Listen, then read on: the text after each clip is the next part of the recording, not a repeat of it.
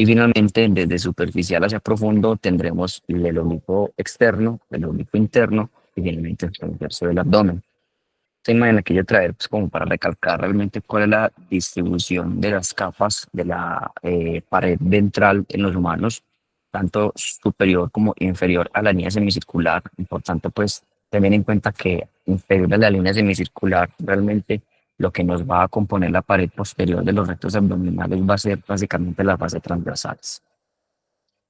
Es muy importante también tener en cuenta la vascularización de la pared, porque como vamos a ver pues, en los próximos minutos, es importante tratar de preservar en la que más se pueda la vascularización. Importante tener en cuenta que sea básicamente a través de dos sistemas, un sistema vertical que está encargado a través de las epigástricas y un sistema lateral que proviene básicamente de las arterias lumbares e intercostales. Hay unas zonas que fueron descritas por Hilbert, que son tres, que van a ilustrar básicamente cómo se hace esa vascularización pues, de la pared abdominal.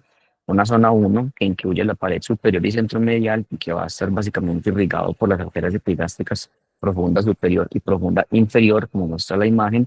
Una zona 2 que incluye la mitad inferior de la pared, que va a estar irrigada básicamente por la arcada epigástrica, una epigástrica inferior superficial, la pudera superficial externa y la ilíaca circunfleja superficial. Y una última zona, que es la zona 3 que también se conoce como la zona pues, más lateral a los flancos de la pared, que va a estar irrigado básicamente por arterias lumbares, intercostales inferiores y arterias musculofrénicas.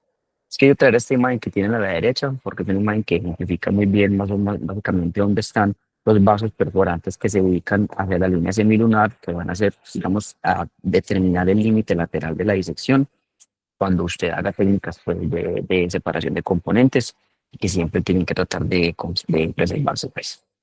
Entonces uno puede definir una hernia ventral como aquella pues, realmente que se origine y que tengan pues, los defectos en la pared anterior, anterolateral de la pared abdominal. Toda hernia incisional básicamente se va a referir a un defecto abdominal que tenga o no protrusión de las aguas intestinales en el área de una cicatriz postoperatoria o traumática y tenemos aquella hernia compleja que se define como todas las hernias, que, digamos, ya sea por su localización o por el tamaño del defecto herniario, por las dimensiones del saco herniario o por los diferentes procesos pues, locales que se agreguen a la hernia, va a representar, digamos, una condición que es poco usual y que va a requerir en la mayoría de los casos de una preparación preoperatoria, es decir, de una prehabilitación quirúrgica y sobre todo un reto para la habilidad quirúrgica, digamos, para su resolución. Cuando uno revisa la literatura, sobre todo en adultos, realmente hay que hacer la aclaración. Hay diferentes, digamos, aspectos que definen lo que es una hernia ventral compleja, como son aquellas hernias que se ven cercanas a márgenes óseos o hernias que tienen en contexto de un abdomen abierto. Todas las hernias parostomales se deben considerar como hernias complejas, aquellas hernias que ya se traten de recidivas, que tengan defectos gigantes por encima de 10 a 15 centímetros, o hernias que tengan pérdida cutánea importante o pérdida de dominio, como vamos a ver ahorita en la definición, o incluso aquellas que se conozcan como pseudohernias, que son aquellas pues, que se dan por defectos por denervación, que tengan o no tengan, un, digamos, un defecto herniario asociado. Pero y entonces uno se hace la pregunta de qué pasa en niños, y la verdad es que hay que tener en cuenta que pues, las edades son completamente variables. No es lo mismo operar un niño, un lactante menor que un adolescente de 14 o 15 años. Las cirugías a las que se someten los pacientes pediátricos son extremadamente diferentes a las cirugías a las que se pueden someter los pacientes adultos. Lo mismo las patologías que vienen propias pues como de este grupo etario. Entonces uno queda como este señor que queda realmente sin saber para dónde coger porque realmente no hay una definición como tal de lo que se considera una hernia viral compleja en la población pediátrica. Entonces, las hernias ventrales son realmente comunes cuando uno lee la literatura. Sin embargo, aquí se incluyen tanto las hernias umbilicales como las paraumbilicales. La verdad es que es muy poca la literatura que hay acerca de la población pediátrica, sobre todo basado básicamente en series de casos y en reportes de casos. Se sabe pues que hay una incidencia en la población pediátrica de hernias incisionales que puede subir hasta el 3%. Dentro de estas se incluyen aquellas que se dan pues, por los poros de la paroscopia que no son cerrados en la edad más pequeña. Hay diferentes factores de riesgo, como son el antecedente de la enterocolitis necrosante y estenosis hipertrófica del píloro, como vamos a ver a continuación. Y realmente hay muy pocos datos acerca de la mortalidad específica, y es que la mortalidad se atribuye casi siempre es a la propia patología de base, como son, por ejemplo, una gastrosquisis o el ompaloceno. Entonces quise traer este primer estudio que fue publicado en el año 2021 en el Journal de Cirugía Pediátrica. Se realizó pues una revisión entre enero de 1998 a diciembre de 2018 en un centro médico de la Universidad de Ámsterdam y se incluyeron todos los pacientes pediátricos que fueron sometidos a cirugía abdominal en ese intervalo de tiempo. La idea de ellos era tratar de averiguar cuál era la incidencia de hernia incisional en estos pacientes y tratar de dilucidar cuáles eran los diferentes factores de riesgo asociados. Incluyeron 2.055 pacientes y se encontró que las tres cirugías más comunes fueron aquellas que se fueron necesarias para la corrección de una estenosis hipertrófica del píloro, seguida de las malformaciones anorrectales y en tercer lugar aquellos pues, pacientes que fueron llevados a cirugía por una enterocolitis necrosante. Se encontró que la mayoría de los pacientes eran de sexo masculino y se encontró una incidencia para hernia incisional de un 5.2%, un poco mayor, pues como lo usual. Entonces acá quiero traer esa tabla para que miráramos que realmente dentro de la población total, que fueron los 2055, y cuando miramos el subgrupo de los pacientes que tuvieron una hernia incisional, dentro de los tres, digamos, parámetros más comúnmente asociados, fueron aquellos pacientes que fueron llevados a un procedimiento de forma emergente, en un 42% de los pacientes con hernia incisional, aquellos a los que se les hizo una laparotomía, en un 85% de los pacientes que cursaron con hernia incisional, y aquellos pacientes que tuvieron una historia de la creación de algún estoma, que se vio hasta en un 36% de estos pacientes. Pues acá hay unas variables que me llamó la atención, pues como a tener en cuenta dentro de estas, que hay un grupo importante de pacientes a los que se les hizo un ultrasonido para digamos, el diagnóstico de la hernia incisional, como vamos a ver a continuación. Pues no es lo usual que se haga un ultrasonido, pero importante tener en cuenta, digamos, se haya corroborado la presencia de esta con dicha ayuda pues diagnóstica. Una tasa de un 4% y una recurrencia herniaria, y como vemos, los principales, como ya había mencionado, pues realmente intervenciones quirúrgicas que fueron realizadas fueron en el contexto de una estenosis pilórica, de arterias intestinales y de malformaciones anorrectales, pero cuando vemos el porcentaje total de los pacientes que llevaron una hernia incisional, básicamente aquellos que tuvieron una enterocolitis necrosante, una estenosis del píloro y una gastrosquisis o no falocelio fueron pues como lo grueso de la población. Ese es otro estudio que fue publicado en el año 2020 en la revista de reportes científicos de Nature y que tenían realmente como objetivo tratar de determinar cuál era la incidencia de la hernia incisional después de que fuesen llevados a cirugías para anomalías congénitas en pacientes menores de 2 años. Ellos hicieron una búsqueda en PubMed y en Embase, y el desenlace primario, pues como les digo, era realmente tratar de determinar cuál era la incidencia de esta hernia incisional, y dentro de los secundarios tratar de averiguar cuál fuera el porcentaje pues de hernia incisional por anomalía congénita y los diferentes factores de riesgo. En total, realizaron 50 estudios para un total de 3.140 pacientes. Se encontró una incidencia de hernia incisional del 3%. Sin embargo, realmente ningún estudio especificó cuál fue el método diagnóstico o el tamaño del defecto específico. Entonces acá, dentro de las malformaciones específicas, realmente la gastrosquisis es la de mayor riesgo, tuvo una incidencia de un 10%. Y además, cuando ellos hicieron un análisis por subgrupo, ellos encontraron que tanto la gastrosquisis compleja, que fue pues, definido por ellos, como aquellos pacientes que tenían una gastrosquisis y anomalías asociadas, y el cierre por silo, fueron identificados pues, como factores de riesgo importantes.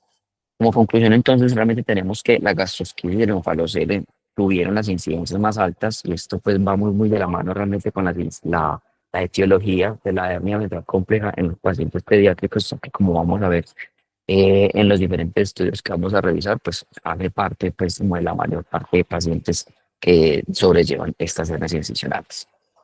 Entonces es muy importante también hablar acerca de la clasificación. Esta clasificación es una clasificación que está para los pacientes adultos, valga la aclaración, es la clasificación de la Asociación Europea de Hernia, en la que me va a clasificar los defectos herniarios de M1 a M5, dependiendo de la localización, pues en la línea media, o de L1 a L4, si está pues localizado digamos, en los zonas más laterales de la pared abdominal.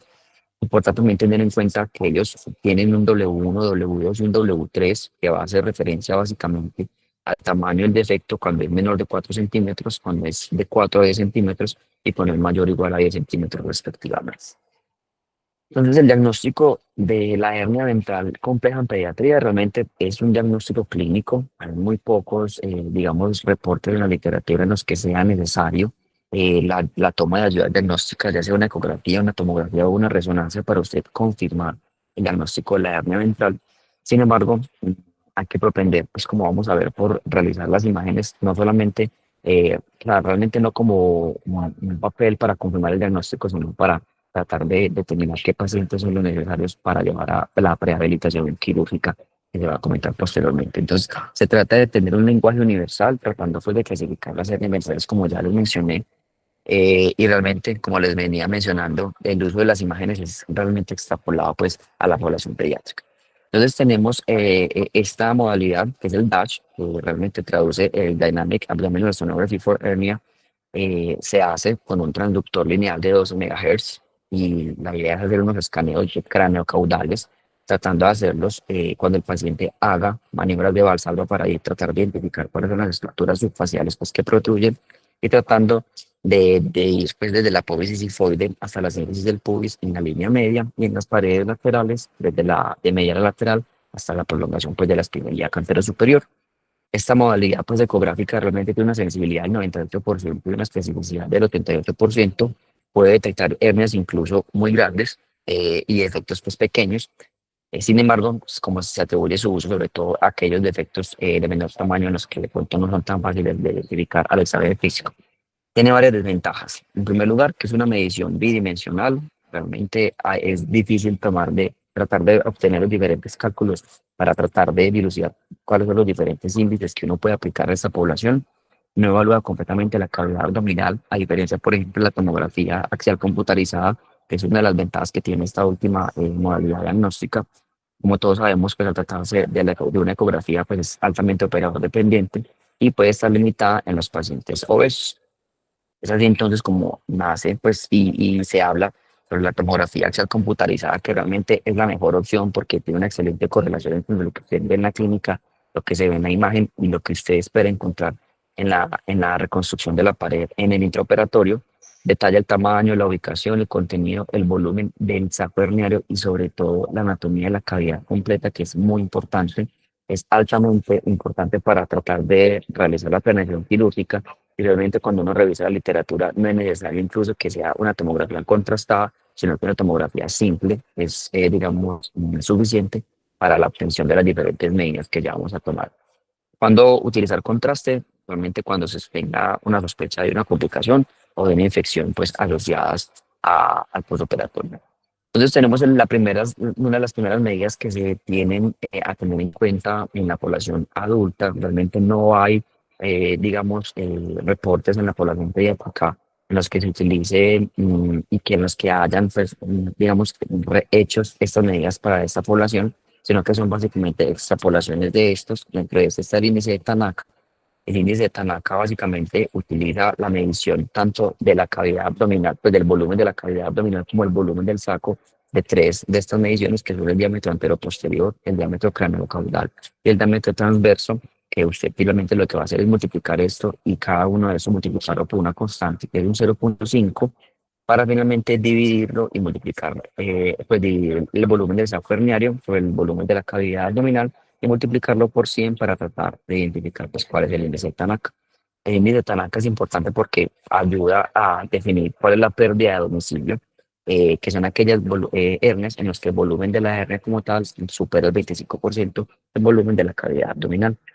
Entonces existe otro índice que es la relación recto-defecto, que también se conoce como el índice de Carbonell, y que básicamente es la relación que existe entre la sumatoria de la longitud de cada recta abdominal, tanto el derecho como el izquierdo, comparado con la longitud del defecto herniario, como muestra pues tanto la imagen como esta imagen pues a la derecha, que es una representación gráfica de esto. Entonces es realmente útil porque ayuda a determinar y a predecir cuál es la probabilidad de que usted pueda hacer un cierre durante una corrección quirúrgica sin necesidad de requerir técnicas de separación de componentes. Es así como un índice de Carbonell mayor de 2, usualmente usted va a hacer hasta en un 90% el cierre rutinario exitoso, con, digamos un cierre primario. Cuando es menor de 1,5 hasta más del 52% de los pacientes van a requerir una separación de componentes. Finalmente tenemos este índice de separación de componentes, que es tal vez uno de los índices que más se escriben en la literatura para la población pediátrica. Fue desarrollado en el 2012 y básicamente se obtiene dibujando, digamos, unas líneas que van a pasar por los bordes mediales de los rectos abdominales y que se van a unir en la pared anterior de la aorta. Una vez usted, digamos, calcule esto, va a encontrar el ángulo entre dichas líneas y ese ángulo básicamente lo va a dividir por 360 grados y le va a obtener pues, finalmente el puntaje. Entonces, hay una mayor probabilidad de requerir una separación de componentes si este ángulo, esta relación entre estos dos ángulos es mayor a 0,146. Entonces, hasta ahora ya sabemos cuál es la embriología de la anatomía relevante, ya sabemos cómo definir las líneas ventrales complejas, obviamente extrapoladas pues, de la población adulta. Ya entendemos cuál es la epidemiología, cuál es, digamos, los principales grupos etiológicos en los que se presentan estas hernias en la población pediátrica y ya sabemos cómo es el diagnóstico. Pero entonces, ¿qué sabemos de la rehabilitación quirúrgica y el tratamiento de estos pacientes? Entonces, la rehabilitación quirúrgica nació realmente de la alta tasa de recurrencias que tenían los pacientes que eran sometidos a reconstrucciones de pared abdominal por hernias ventrales complejas, que está descrita desde un 10 a un 60%, sobre todo en los primeros 2 años posoperatorios. Realmente es una técnica que se trata de hacer en los pacientes de alto riesgo que tengan alta expectativa de vida, como son básicamente pues, todos los niños. Tenemos unos, digamos, parámetros clásicamente escritos, como es tratar de lograr una pérdida de peso, idealmente un índice de masa corporal menos de 35 antes de llevarse a la cirugía. Sin embargo, para la población pediátrica no hay, digamos, un índice de masa corporal que ya esté pues, establecido. La idea es que usted tenga una hemoglobina glicosilada menor de 7,5% y que tenga unos niveles de glucosa que no superen los 140 miligramos por decilitro para, digamos, tratar de disminuir los riesgos, sobre todo de infecciones asociadas al ciclo operatorio, tratar de hacer una optimización nutricional. Y es que ya he visto que cuando los pacientes llegan con una albúmina mayor de 3,5 gramos por decilitro, pueden tener hasta un 0% de tasas de mortalidad. Sin embargo, cuando el valor de la albúmina sérica es menor de 2,5, hasta en un 42% de los pacientes van a sobrellevar complicaciones. Es muy importante también tener en cuenta el cese del tabaquismo. Lo ideal es que se trate de dejar el uso pues, de tabaco al menos 4 semanas antes de la cirugía. Esto pues realmente es porque ya sabemos, digamos, la disminución de la oxigenación tisular que causa el tabaquismo, lo que es extremadamente importante para todos estos procesos de reconstrucciones de la pared abdominal. Sin embargo, pues cuando uno lo extrapola a la población pediátrica, probablemente sea muy poco a la población que tenga un uso tabáquico pues, activo. Sin embargo, hay que tener en cuenta pues, los pacientes en la adolescencia que pueden ser sobre todo aquellos los que tengan ese hábito pues, asociado. Entonces, hablamos de dos técnicas clásicamente escritas, que son el neumoperitoneo preoperatorio progresivo y el uso de la toxina botulínica. El neumoperitoneo preoperatorio progresivo nació en 1940 en Argentina y tiene como principal, digamos, objetivo tratar de preparar la cavidad para el aumento de la presión intraabdominal que va a hacer, que va a ayudar a sobrellevar el paciente cuando se hace la reconstrucción de la pared. Tiene una indicación clara y es aquellos pacientes que tienen una pérdida del dominio, es decir, que tengan, por ejemplo, un índice de Tanaka mayor al 25% y lo que logra es un incremento de hasta un 40% del volumen, siendo una de las medidas que más aumenta el volumen de la cavidad pues, abdominal. Entonces van a ser 5 los principales objetivos. En primer lugar, tratar de liberar las adherencias. Se ve realmente, y eso es evidente cuando se llegan los pacientes a la técnica pues, de reconstrucción, que en el intraoperatorio usted ve que gracias al neumoperitoneo digamos que las adherencias que antes eran firmes son un poco más laxas y que el solo hecho de insuflar pues, con aire la cavidad peritoneal va a ayudar a liberar un poco de estas adherencias. Trata de expandir de forma progresiva pues, la cavidad, porque va a causar incluso un grado de relajación y elongación muscular. Va a tratar de lograr una adecuada cobertura musculoponeurótica y cutánea del defecto, porque también va a aumentar, digamos, la elongación cutánea, va a mejorar el retorno de la circulación portal y linfática y, como les digo, va a reducir el volumen visceral edematizado hasta en un 47% de los casos. Entonces, lo que se utiliza es un catéter multipropósito. Usualmente se pone el punto de Palmer por ser, digamos, el sitio en el que es menos probable que hayan más adherencias pues, hacia la pared abdominal. Lo ideal es que se haga una insuflación inicial y una radiografía de control. Una insuflación inicial que usualmente no supera los 500 mililitros, con la radiografía de control para usted verificar que no está, por ejemplo, dentro de la cavidad pleural, como puede suceder, La insuflación del primer día usualmente se da de 2 a 3 litros y digamos, las insuflaciones subsecuentes se dan diarias entre 500 a 2000 mililitros según pues la tolerancia del paciente, tratando de tener en cuenta pues de nunca tratar de superar los 15 milímetros de presión porque obviamente aumenta el riesgo de presión de hipertensión intraabdominal. La idea es que si sean pacientes que sean llevados a un neumoperitoneo por 2 a 4 semanas de insuflación, aunque existe el neumoperitoneo preoperatorio acortado, que son aquellos pacientes que son llevados a neumoperitoneo por 7 a 10 días, sobre todo después de que se les haga la aplicación de la toxina botulínica, e incluso tiene muy buena evidencia. Y lo ideal es que usted tenga un tag de control después de hacer la insuflación para tratar de verificar pues, cuál fue realmente el cambio sobre todo en la liberación de herencias y en el aumento pues, de la capacidad del volumen. Entonces, este es un primer estudio que traigo, es el tratamiento de una hernia mental compleja, secundario pues, a un omphalocele gigante, que fue manejado con toxina botulínica y neumoperitoneo preoperatorio. Como vemos, pues acá tenemos una primera imagen que nos habla del volumen de la hernia, muy probablemente, pues, sin necesidad de hacer los cálculos, se trate de una pérdida de dominio. Y después de que fue llevado a un neumoperitoneo preoperatorio, como pueden ver acá, se hay un cambio en cuanto al volumen que se obtiene y que se gana pues, dentro de la cavidad abdominal, lo que favorece que pues, sea mucho más fácil probablemente hacer la reconstrucción y poder retornar las áreas intestinales y el contenido herniado hacia la cavidad abdominal. Esta es la imagen de la paciente. Las dos imágenes superiores son antes de iniciar el neumoperitoneo preoperatorio y las dos imágenes inferiores, pues básicamente después de que se hace el neumoperitoneo. En este caso, ellos tomaron una dosis de 20 mililitros por kilogramo, realmente más o menos 300 mililitros por dosis fueron insuflados diariamente en la paciente por un periodo de 6 días y se obtuvo pues un volumen total de 1800 en la cavidad. Entonces quise traer pues traté de revisar la mayor cantidad posible de artículos que hiciesen referencia al neumoperitoneo preoperatorio en el contexto pues de una hernia mental compleja en los pacientes pediátricos y esta es básicamente pues como una tablita en la que recolecté los datos acerca de la dosis, el número de pacientes y el volumen total de neumoperitoneo que fue insuflado en los pacientes. Como ven, realmente solamente el artículo que les acabo de mostrar es el único que hace mención a la dosis por día del neumoperitoneo que fue insuflado en los pacientes, pero vemos que ya pues hay mención sobre el volumen total del hemoperitoneo que se le hizo en los pacientes y sobre todo en el intervalo de tiempo que fue de 6 hasta las 2 semanas.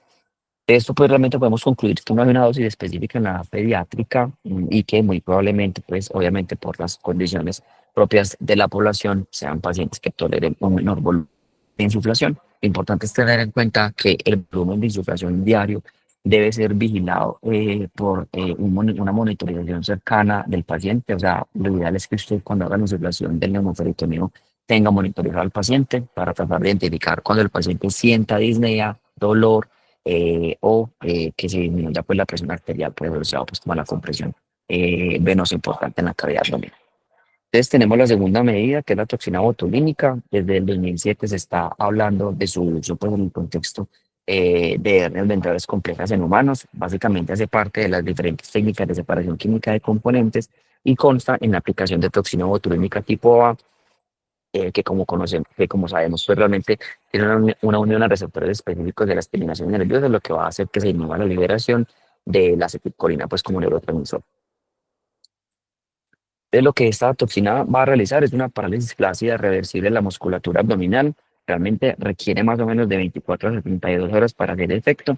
El efecto máximo se alcanza a las 2 semanas y puede durar de 4 a 6 meses. Es una principal indicación y son aquellos defectos herniarios grandes o gigantes, sobre todo aquellos que tengan más de 10 centímetros asociados, y dentro de los efectos que tienen son pues, regular una elongación muscular posterior hasta un 35%, incrementar el volumen abdominal en un 20% y tratar de disminuir el diámetro transverso del defecto herniario hasta en un 38%. Entonces las dosis, acá eso sí que está, pues se habla de una dosis que puede ser estimada por el grosor digamos, de los músculos pues que se van a medir en la tomografía o en la ecografía guiada para hacer pues la aplicación de la toxina. Aquellos que tengan un grosor menor de 2,5 centímetros La dosis suele ser de 200 unidades, de 2,5 centímetros, sean 300 unidades, y aquellos que tengan un grosor mayor de 2,5 centímetros de 400 unidades. La idea es que sea diluida en 10 a 20 cc de solución salina 0,9% y se aplica en diferentes puntos de inyección, como lo mostramos pues aquí realmente en la gráfica. Dentro de las contraindicaciones, obviamente se encuentran pues alergias al componente de estos y sobre todo los desórdenes neuromusculares como la miastenia gravis, por lo que hace pues, realmente relevante indagar sobre estos en los pacientes. La idea es que se haga también una tomografía de control de 4 a 6 semanas post-inyección y digamos que en cuanto a la relación con el neumoperitoneo preoperatorio, se sabe pues que obviamente de 3 a 6 semanas después de que se hace la inyección de la toxina botulínica, se puede aplicar en un teléfono operatorio. Entonces aquí estamos viendo una guía ecográfica de, tanto pues, de las capas musculares de la pared abdominal. La idea es que la inyección se haga en cada una de estas capas, dividiendo pues la dosis total, digamos, de la toxina botulínica en los dos lados, tanto el derecho como el lado izquierdo. Entonces, esta es la misma estudio que ya les muestro de una paciente, de la paciente que fue llevada a la reconstrucción de la pared secundaria pues, al onfalocele gigante. Como vemos, la primera imagen en la mitad, pues, ahí se ve cuál era la apariencia antes de hacerse la inyección de la toxina botulínica. Y como vemos en la tercera imagen, se ve drásticamente cómo es el cambio de la relajación pues, de los músculos de la pared abdominal después de que se la inyección de la toxina.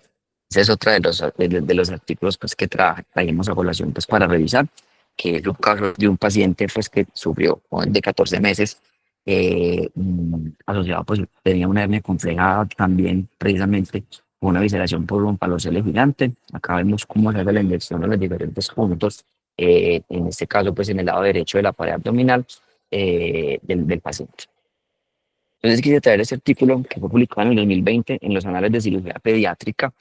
Eran 17 los artículos revisados, incluyendo 16 en adultos. Realmente solamente hubo un artículo que ellos incluyeron en la población pediátrica y que trataban de dilucidar cuál era, digamos, pues tratar de generar un protocolo para ser llevados a la corrección quirúrgica de los pacientes que tenían eventuales complejas por un onfalocele gigante, teniendo en cuenta que en la población adulta lo que usualmente hay es una retracción del complejo muscular, pero en la población pediátrica, pues además de esta retracción del complejo muscular, suele ser común que haya una hipoplasia muscular, porque por ejemplo, pues, también tendrán en cuenta eso. Entonces ellos trataron de hacer un protocolo basado en este estudio, que fue pues, el único estudio que encontraron dentro de la población pediátrica para la aplicación de la toxina botulínica con esta dosis, como les estoy diciendo, 5 unidades internacionales por kilogramo, y tratar de hacer una medición, digamos, de los volúmenes, tanto del volumen del saco herniario como del volumen de la cavidad abdominal antes y hasta 7 y 14 días después de la inyección de la toxina botulínica. En aquellos casos en los que el volumen, digamos, la relación entre el volumen de la hernia y la cavidad abdominal fuese menor del 20%, tratar digamos, de programar la cirugía sin necesidad de hacer la otra técnica pues, de neoadyuvancia, que es el neumoperitoneo preoperatorio. En aquellos casos en los que dicha relación fuera mayor al 20%, pues específicamente llevarlos a esta segunda opción. Entonces, en cuanto a tratamiento, realmente, pues, como para aclarar que en la población adulta, lo usual es que se haga un cierre primario con refuerzo y un refuerzo con una malla. La separación de componentes, básicamente, es el gol estándar para el manejo de esta patología. Y usted puede hacer una separación de componentes anteriores, una separación de componentes posteriores, que pues, esta última siendo la más utilizada, sobre todo en defectos menores de 15 centímetros, de hasta 10 a 15 centímetros. Y usted pues, puede hacer una separación de posterior de componentes más una relajación del transverso del abdomen, que es lo que se le conoce como el TAC, para aquellos defectos que ya superen los 10 a 20 centímetros. Entonces, lo usual es, como les digo, poner una malla que es macroporosa de densidad intermedia, usualmente en una posición retromuscular, y como vamos a ver, pues es a partir del año 2005 que se utiliza y que se menciona la separación de componentes en la población pediátrica. Esta tabla la quise traer básicamente como para mencionar, digamos, cuánto es la longitud que se gana hacia lado y lado con cada uno de las técnicas empleadas, ya fuese una disección retromuscular o una liberación del transverso del abdomen, que como vemos, pues es de las medidas que más longitud da en los diferentes tercios, tanto superior como en el tercio medio como en inferior, pues al ombligo, pues es como la estructura que se tiene en cuenta. Entonces, este es un estudio, aquí como podemos ver, pues es un caso de un paciente pediátrico que fue llevado a una separación de componentes, como ya vamos a mencionar posteriormente cuál es la técnica. Se logran ver pues como cuáles son las diferentes estructuras anatómicas que sirven de referentes, los rectos del abdomen, el músculo oblicuo interno, y miramos cómo es el resultado, pues realmente es altamente satisfactorio. Entonces, este artículo es probablemente el artículo que mayor cantidad de pacientes pediátricos tenga que fueron sometidos a una reconstrucción de parámetro abdominal por una hernia ventral compleja. Un artículo que fue publicado en el año 2009 en la revista Hernia. Se hizo en un hospital de Nigeria, África, y se recolectaron los datos pues de los 10 años, es decir, un análisis retrospectivo desde enero de 1998 hasta diciembre del 2007. Como les digo, incluyeron 41 pacientes entre los 9 meses y los 12 años, una mediana pues de 2,6 años, 25 hombres y 16 mujeres, y en los cuales se encontró un tamaño promedio del defecto de 7,1 por 8,3 centímetros. Todos los pacientes fueron llevados a un cierre facial primario con poligrafina 2.0, es decir, no se utilizaron mallas, ni mallas biológicas, ni mallas sintéticas, ni ningún otro injerto de algún otro tipo. Ellos hacen esta mención importante porque pues, estaban en un centro en el que no contaban con mallas y por eso hicieron la reconstrucción de esta forma. Sin embargo, cuando pues, a medida que vayamos a ver en la evidencia, pues la verdad es que la mayoría de los casos de estos pacientes pediátricos sobrellevan ese tipo de reconstrucción, es decir, un cierre primario sin necesidad de malla.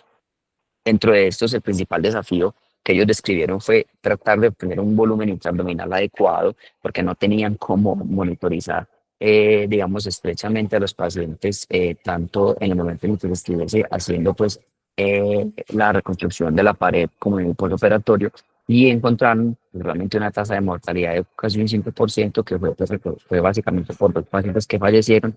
Uno usaba una broncoaspiración y el otro asociado pues, a una falla cardiopulmonar. Pues acá miramos cuál es la distribución de la etiología de esos pacientes. Como vemos, el 37 pacientes de estos, un 90% eran pacientes con oncoalosuelos que ya habían sido pues, llevados a un primer cierre por etapas.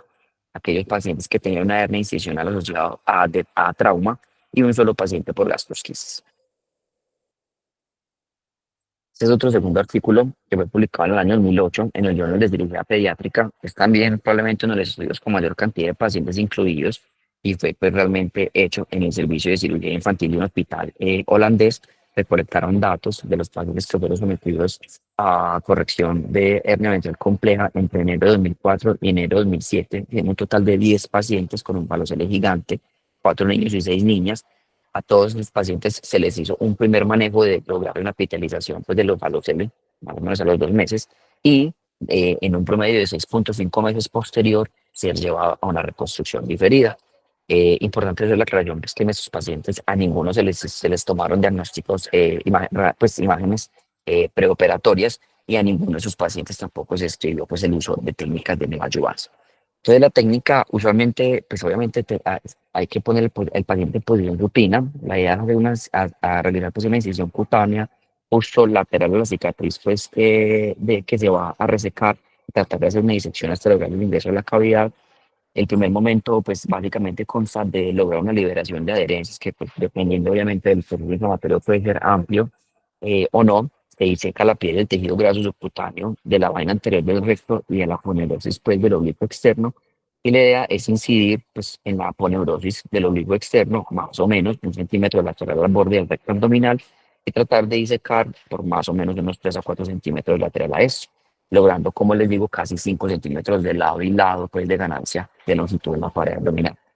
La idea es que usted se meta entre el plano del oblicuo externo y el oblicuo interno, en un plano pues que es en teoría avascular, tratando de respetar pues, los vasos perforantes de la pared abdominal, que ya les mencionamos que son usualmente el límite lateral de la disección cuando usted hace una separación de componentes, por ejemplo, una separación posterior de componentes.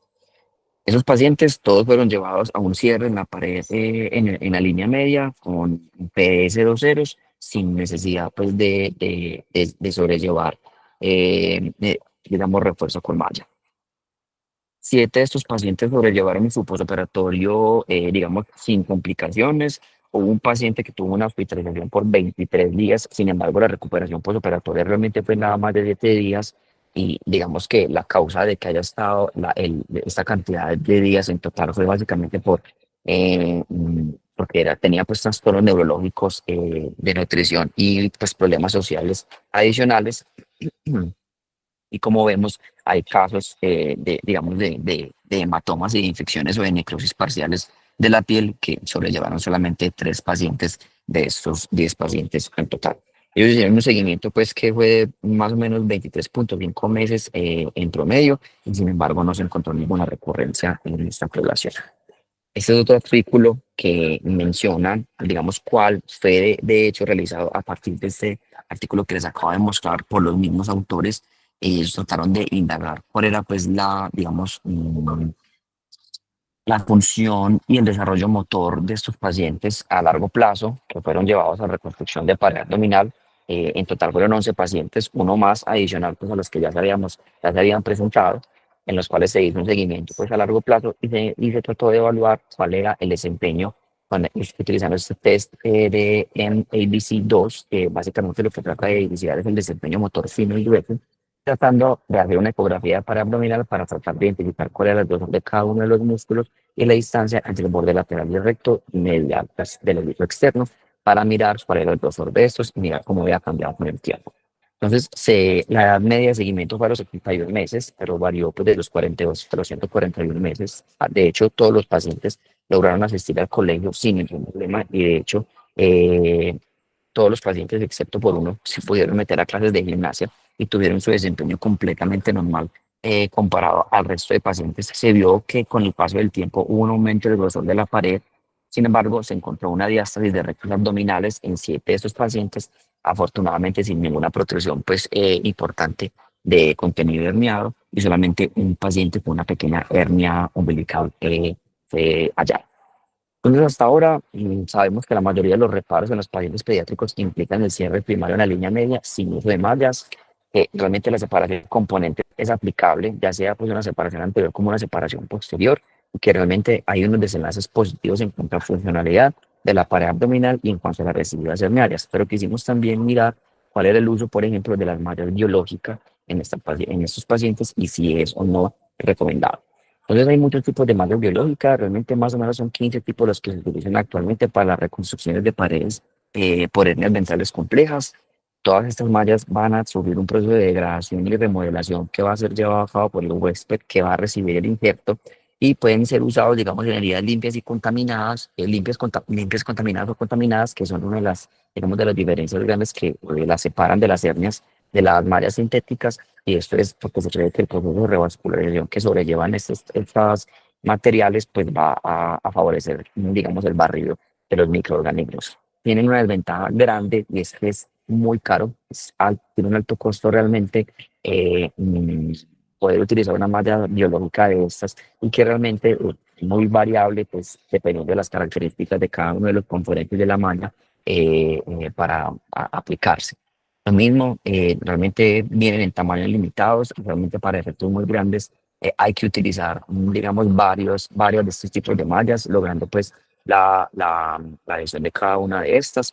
Y si cuando uno revisa la literatura, sobre todo pues como grande en los pacientes adultos, como les digo, hay muy poca evidencia de este uso de mallas en pacientes pediátricos. Se ve que realmente tiene una alta tasa de casos de infecciones intraoperatorias con uno de R hasta 1,5 y de recurrencias herniarias con uno de R hasta un caso en 3, por lo que realmente hasta el momento no se recomienda pues en la población adulta. Entonces, quise traer este artículo que fue publicado en el 2013 en el Journal de Biología Pediátrica, fue realizado en un hospital de Houston, Texas, pues fueron 9 pacientes en total, 7 pacientes con onfalocele y 2 pacientes con gastrosquisis que sobrellevaron una hernia ventral compleja entre el periodo de junio de 2010 y diciembre del 2012.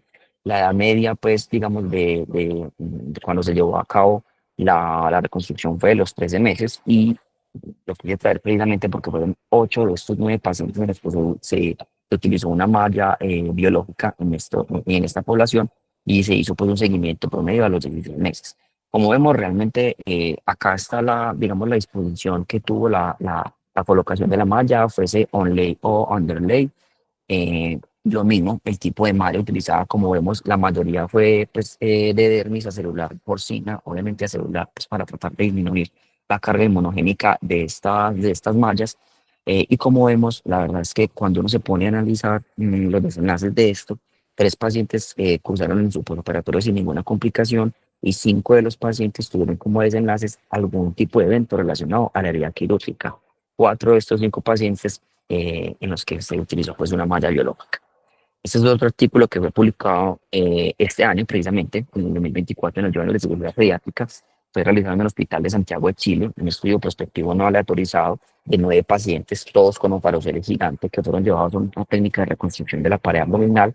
Importante hacer la aclaración que a todos se les hizo una táctil operatoria con cálculo del volumen, con un índice de Tanaka e incluso un índice pues, del ángulo de la separación de componentes. La mediana de edad de reconstrucción fue de los 7,2 años, es decir, digamos, una población un poquito más mayor a lo que estábamos acostumbrados a ver en los estudios, digamos, previamente mencionados. Y entonces se utilizó una malla ProSeed, que es una malla pues, de Epicon, que es macroporosa, parcialmente absorbible, que esto se utiliza sobre todo en la separación de componentes, por ejemplo, la técnica IPOM, porque está parcialmente pues, cubierta con una matriz de celulosa oxidada y está compuesta pues, en su parte no cubierta por polipropileno y polioxanona.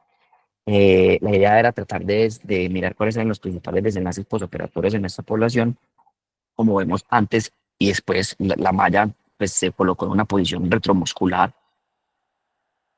y esto es la cantidad de los pacientes pues, que fueron analizados en el estudio. Como vemos de esto, realmente solamente dos complicaciones menores asociadas, sobre todo dados por una pequeña dehiscencia de la herida pues, a nivel epigástrico y una necrosis cutánea que fueron llevados a un manejo, digamos, no operatorio y un seguimiento postoperatorio por medio de los 3,3 años sin ninguna recurrencia hernaria. Finalmente quisimos traer este artículo, que es un artículo publicado en el 2001 en la revista de Cirugía Pediátrica Española. Es realmente el único artículo que encontré que hablara sobre el injerto de fascia lata de donante cadavérico para la reconstrucción de paredes en los pacientes con defectos herniarios, pues en la población pediátrica. Solamente dos pacientes fueron, digamos, publicados, todos los dos, ambos tenían unas hernias diafragmáticas y utilizaron, pues, digamos, la fascia lata porque hubo una imposibilidad de cerrar el defecto de la pared al usted va a hacer la reducción, pues, del contenido hernario hacia el tórax, hacia la cavidad abdominal.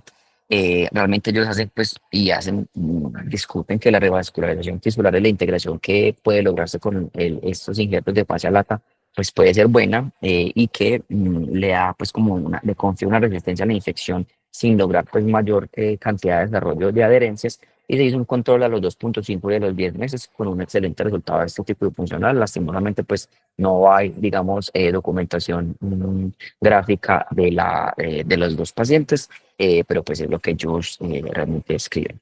Entonces, para terminar, pues tenemos que tener en cuenta que es una patología que es poco frecuente en la edad pediátrica. Siempre hay que tratar de considerar, ojalá llevar a los pacientes a estudios preoperatorios para sobre todo aquellos que tienen hernias dentales complejas, pues al menos los que tengan unos defectos herniarios grandes, para tratar de identificar cuáles son los que se benefician de técnicas de neoadyuvanza que, como vimos, pues realmente han demostrado ser exitosos y aplicables a la población pediátrica. La mayoría de los casos, como vimos, son manejados con técnicas de separación de componentes y un cierre primario en la línea media sin uso de mallas. Y realmente todavía es muy difícil tratar de establecer qué pacientes pueden ser llevados a reconstrucción con refuerzos de mallas, ya sean sintéticas o biológicas, teniendo en cuenta que las mallas biológicas suelen asociarse a una mayor tasa de complicaciones postoperatorias, sobre todo infecciosas, y que obviamente su uso se ve limitado por un alto costo. Todavía falta mucha evidencia para saber cuál es el método, digamos, ideal para la reconstrucción de la pared abdominal en la población pediátrica que tienen hernias dentales complejas, pero pues es un plus como para tratar de lograr y tratar de investigar sobre este campo. Muchas gracias. Quedo atento a los comentarios.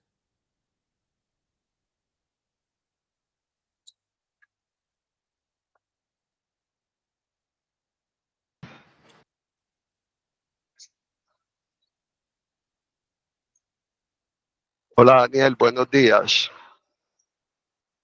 Ya, profe, ¿cómo están? Hola Daniel, buenos días. Sí, sí se escucha. Creo que sí, Bueno, sí, hola yo lo Daniel. escucho Bueno, bien. hiciste una revisión muy interesante, creo que tienes muy buen material bibliográfico y creo que las técnicas que mencionaste son pues las que disponemos ahora y que tenemos que estar familiarizados como cirujanos.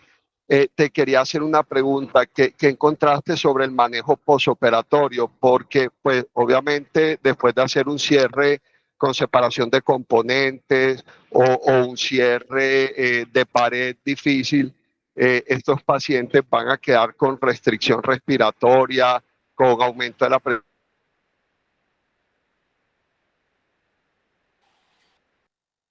Creo que me escuchan. Sí, pues realmente la verdad es que me dio pena pues como meter eso porque la exposición estaba muy extensa ya, pero sí, o sea, todos sus pacientes idealmente, tanto en el intraoperatorio como en el postoperatorio, lo ideal sería que usted hizo una reconstrucción de pared abdominal con la medición al menos de la presión intraabdominal, porque pues obviamente es digamos el principal riesgo que usted tiene en esos pacientes, que sobrelleven una hipertensión intraabdominal o un síndrome compartimental abdominal. Hay descritos casos incluso dentro de los estudios que mencioné de pacientes que no pudieron ser llevados a un cierre completo en la cirugía, en la primera cirugía y que eran en los que se colocaba, por ejemplo, un injerto, una malla biológica y que más o menos 4 semanas después se retiraba la malla biológica hasta cuando se lograra pues el cierre completo del defecto. La idea es que estos pacientes en el postoperatorio, digamos que el uso de los drenes y el uso de la terapia de presión negativa también está escrito. Eso es muy dependiente de cada uno de los autores, pues, y cada uno de los cirujanos. No está tan estricto el uso de drenes como una forma tan generalizada como es en la población pediátrica, pero también se escribe, sobre todo, pues, los drenes que se ponen por encima de las mallas y por debajo, pues, pues, retromusculares para tratar de cuantificar cuál es, y eso es básicamente, pues, como por el riesgo teórico realmente de que haya una sobreinfección de estas mallas, pero no es una práctica que sea universalmente pues, realizada. Y como le mencionaba, también está descrito, por ejemplo, el uso de terapias de presión negativa incisionales, incluso en la población pediátrica para tratar de disminuir pues, como las incidencias en la herida quirúrgica de estos pacientes.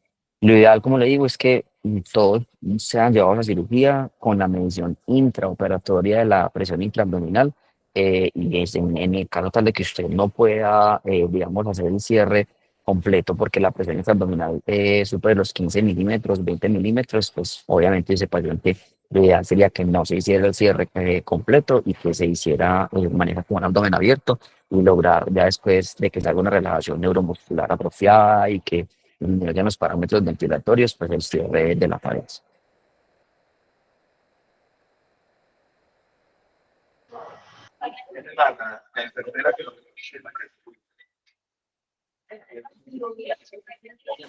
Buenos Listo, Daniel, días. muchas gracias. Y yo Hola, buenos días. Bueno, primero que todo, quiero felicitar al doctor Daniel. Creo que ha hecho un trabajo excelente, impecable, para un tema tan difícil y en el que casi todo lo que se encuentra es en adultos y en el que aprendemos demasiado. Personalmente nunca he hecho la prehabilitación preoperatoria y ni siquiera pues he utilizado la toxina botulínica ni la neumoinsuflación, pero pues todo eso lo aprendimos y pues lo presentaste desde el punto de vista de los niños lo mejor posible. Y lo digo así es porque realmente la literatura en pediatría pues es muy escasa, pero hiciste una búsqueda muy juiciosa y muy buena como para tratar de extrapolarlo todo en niños y realmente te felicito, es un excelente seminario. Bueno, hay algunos puntos del seminario que sí eran como muy de adultos, entonces uno se queda con bastantes dudas, como, bueno, la parte de la dosis, cuando hablaba de la clasificación, esa clasificación en realidad no es extrapolable a niños porque hablan de efectos de 4 o 10 centímetros y obviamente en los niños eh, no sería como correlacionable porque pues dependería mucho de la edad, del peso del niño, de la patología. Me llamó mucho la atención en los primeros estudios en epidemiología hablar que una de las causas más importantes de hernias ventrales son la hipertrofia pilórica, pues le llama a uno la atención porque uno siempre está acostumbrado es al niño con ofalocele o al niño con gastrosquisis o al niño que ha tenido abdomen abierto, pues como por otras entidades, y la hipertrofia pilórica siempre ha sido como una entidad, digámoslo así, amigable con la pared abdominal, entonces es como nuevo también fue nuevo para mí ese dato. Bueno, lo otro de los estudios diagnósticos también, creo que en niños nos quedamos todavía cortos como en la información, y no porque no lo hayas presentado, sino porque creo que no hay demasiado en la literatura sobre los métodos diagnósticos y sobre una clasificación que sea aplicable a niños. Yo te tengo dos preguntas como para finalizar mi intervención. La primera es: ¿en qué pacientes realmente utilizarías una tomografía? Y la segunda, ¿en qué pacientes utilizarías algún tipo de malla? O sea, ¿en qué escenario clínico en el paciente pediátrico utilizarías estas dos ayudas y técnica quirúrgica respectivamente? Profe, bueno, es que lo ideal sería que todo paciente que fuese llevado a una reconstrucción de pared abdominal funcional, entendiendo pues que realmente la reconstrucción de una pared va a tener desenlaces importantes en la funcionalidad de esta, pues se lleva a una tomografía. El diagnóstico es clínico, sí, probablemente en los defectos más pequeños en los que usted sospeche que usted va probablemente a poder realizar un cierre, digamos, de la línea media, sin necesidad de alguna, digamos, técnica adicional como es una malla estética o una malla biológica. Probablemente en este paciente no sea tan necesario la realización de una tomografía sea computarizada, pero es un paciente que tiene un defecto de gran tamaño o defectos complejos, por ejemplo, defectos en queso suizo, pues que son por múltiples eh, orificios en la pared abdominal, o que la desproporción sea tal entre el volumen del saco herniario y el volumen de la cavidad abdominal. Lo ideal sería, ojalá, llevar a una tomografía para tratar de al menos dilucidar la parte pues, de la planeación quirúrgica. Muy probablemente digamos, lo que pasa es que es muy difícil tratar de saber, al menos hasta ahora, cómo les fue a los pacientes. A mí me queda mucho, o sea, me llama mucho la atención, es porque en la mayoría de los casos de que revisé pues, de la población pediátrica, todos eran llevados a a un cierre primario con sutura sin necesidad de realizar un refuerzo con malla. Es muy probablemente que ya en los pacientes de mayor edad, pacientes escolares mayores o adolescentes que tengan defectos herniales complejos, sean pacientes que ya tengan una maduración de la pared abdominal, un crecimiento ya, digamos, un poco más similar a la población adulta, y en los cuales usted puede hacer el refuerzo de una malla, pues extrapolando, obviamente extrapolando los desenlaces de la población pediátrica.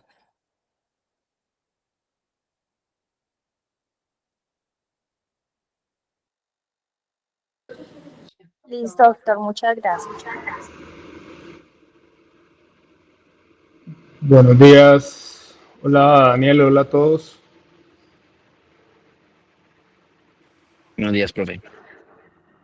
Bueno, Daniel, yo siempre que escucho tus charlas me parecen que son unas charlas muy buenas, o sea, eres un buen locutor cuando haces la presentación, te atrapan este tipo de charlas. Yo creo que resolviste gran parte de las dudas que teníamos, especialmente pues con el paciente que tenemos en este momento en el servicio, que estamos haciendo todo ese manejo prequirúrgico de rehabilitación de esa pared antes de llevarlo al cierre de la pared. Creo que es muy actualizada, aunque fue extensa, yo creo que fue completa. Y pues tenía varios comentarios y una sola pregunta. Entonces, yo creo que tú lo tocaste, yo creo que el tono de la pared muscular de los niños va cambiando con los grupos etarios. Usted ve un neonato y usted ve a un adolescente, siente la diferencia solamente con tocarlos y con ver la forma que tienen esto y esa maduración que se lleva pues a través del tiempo y que yo creo que un neonato pues tolera, por ejemplo, una gastrosquisis con todos los intestinos afuera, tolera muy fácil, pero por ejemplo niños más grandes que usted lo está empezando a ver, yo no sé, no lo encontré en un libro como tal, pero usted en la práctica lo ve, usted empieza a notar que el tono muscular empieza a cambiar como después de los 5 años, que también es la misma edad donde usted encuentra mucho más fácil los signos de irritación peritoneal en los niños, ¿no? Y usted puede ver que si usted reduce un intestino en un neonato, por la compliance de la pared, por la elasticidad, va a tolerarlo, lo puede llegar a tolerar de manera progresiva y rápida, mientras que a un paciente de 15 años que usted haga una reducción de una gran hernia ventral, probablemente se va a comportar como en el adulto. Yo creo que el objetivo siempre es no llegar a ese punto, o sea, no llegar a que tengamos que corregir una hernia dental compleja. Y creo que con el advenimiento del abdomen abierto, las estrategias de abdomen abierto, posiblemente ha sido, yo creo que una de las causas también, por ejemplo, en adultos, que tengamos más posibilidad de este tipo de efectos. Entonces uno tiene que ser un poquito más agresivo con el cierre, un cierre mucho más rápido y no dejar pues al paciente que termine como antiguamente quedaban como cerrados, por ejemplo, con piel, donde pues va a dificultar todo esto. Esto por lo que usted decía, la funcionalidad de la pared, no solamente para la parte respiratoria, el niño que va creciendo, la parte de la defecación, la marcha, la tos efectiva, que creo que eso es importante en todos los niños que tienen este tipo de efectos.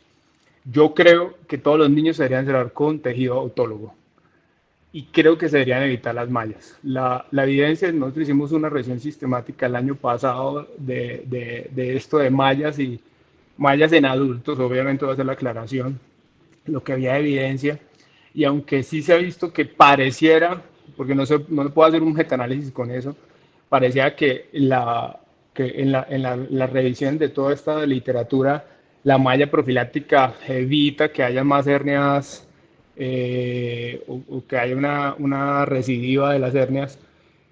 Digamos que todas estas mallas son con material no absorbible, mientras que las mallas que se utilizan, por ejemplo, como la dermis porcina, desolarizada, la submucosa, todas este tipo de mallas tienen unas altas posibilidades de recidivo.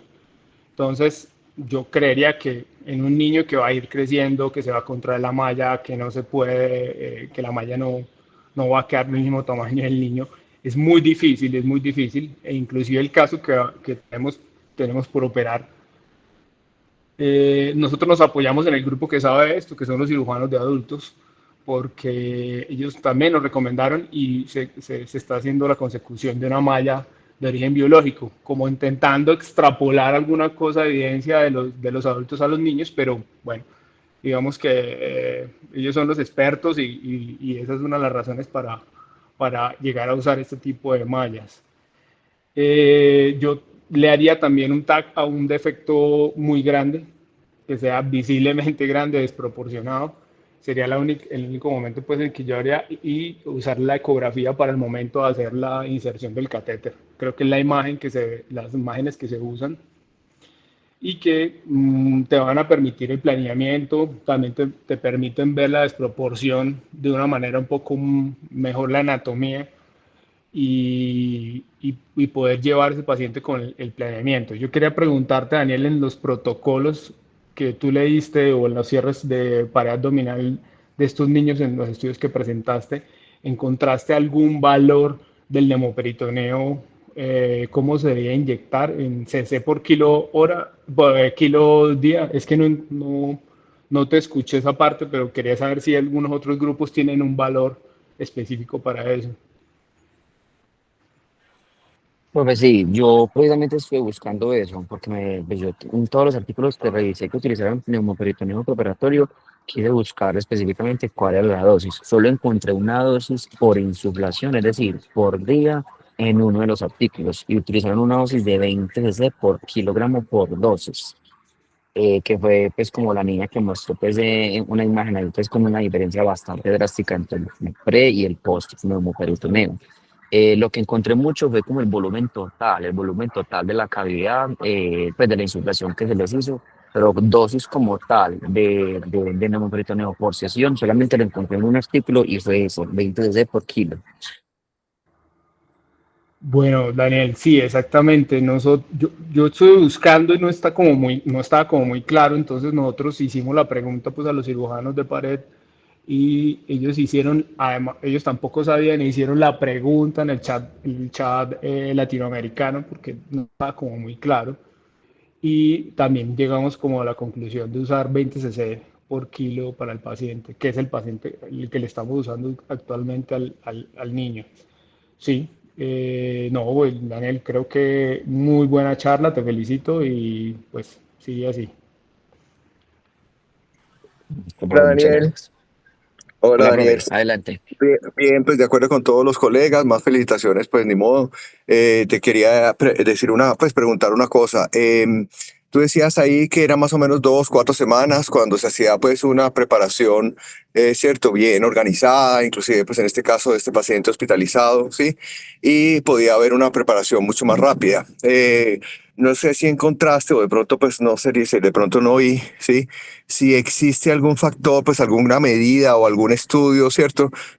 Antes de la cirugía, como para decir, bueno, cuál va a ser el valor predictor, o sea, cómo nos va a ir, o pues en adultos, porque en niños pues no debe haber.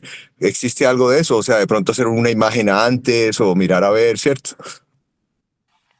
Pues lo ideal es que si usted es un paciente o sea, si usted tiene un paciente en el que está considerando hacer la reconstrucción de la pared abdominal con una de las técnicas de separación de componentes, sea porque tenga una hernia ventral compleja, que usted tenga una tomografía preoperatoria antes de utilizar cualquiera de las dos técnicas de neoadyuvancia, el neumoperitoneo y la toxina botulínica, y una imagen de control después de hacer el neumoperitoneo, que es usualmente pues la última de las medidas que se utilizan. Lo usual es que se haga primero la toxina botulínica y más o menos 2 semanitas después, 2 a 3 semanas después, el neumoperitoneo preoperatorio.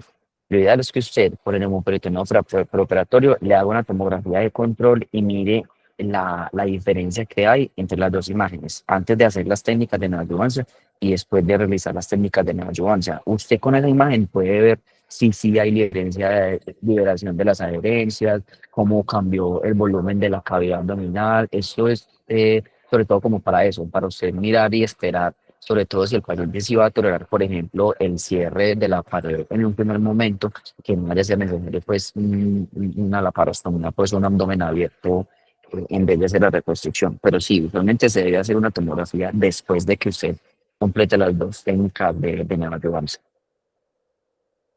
Sí, pero una tomografía antes de la cirugía también o después de la cirugía. Antes de la Pero antes, cirugía, dices. antes de la cirugía, después de haber hecho el neumoperitoneo preoperatorio. Exacto. ¿Y qué medidas encontraron o qué, pues, cuál es la relación de eso, cierto? Pero bueno, se toman exactamente los mismos índices. O sea, si usted en la primera hizo el índice de Tanaka, en la segunda le hace el mismo índice de Tanaka. Si en la primera hizo la relación pues del saco contenido, también lo mismo. O sea, se toma la misma medida si usted ve la diferencia entre estas. Está bien. Yo no sé el paciente se lo pregunto al grupo si se le va a hacer o se ha pensado hacer esa tomografía previamente.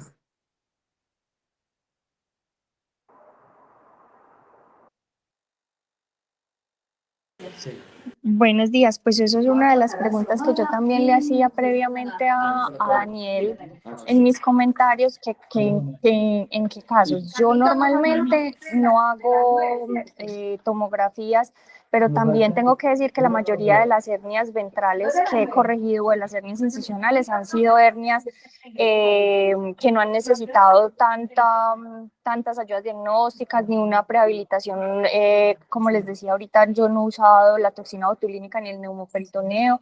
Entonces, no tengo como toda la experiencia en este tipo de patologías tan complejas para decir que hago estudios diagnósticos, pero en general yo creo que según la revisión de Daniel se debería hacer en los pacientes en los que él define o trata de definir como hernias complejas, tratándolo de extrapolar de los adultos.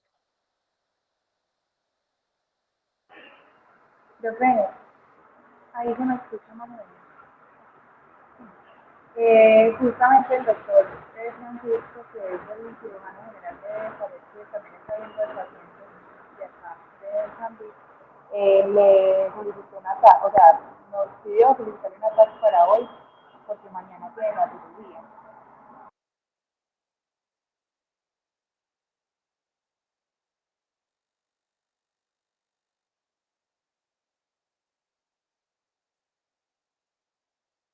Perdón, yo no escuché lo que hablaron.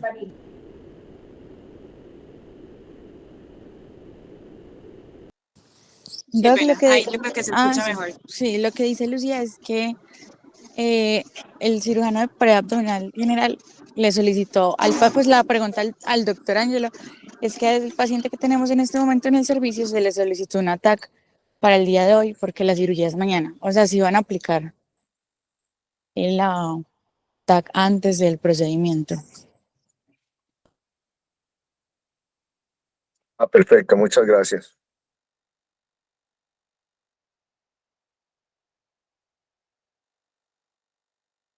¿Algún otro comentario? Bueno, listo.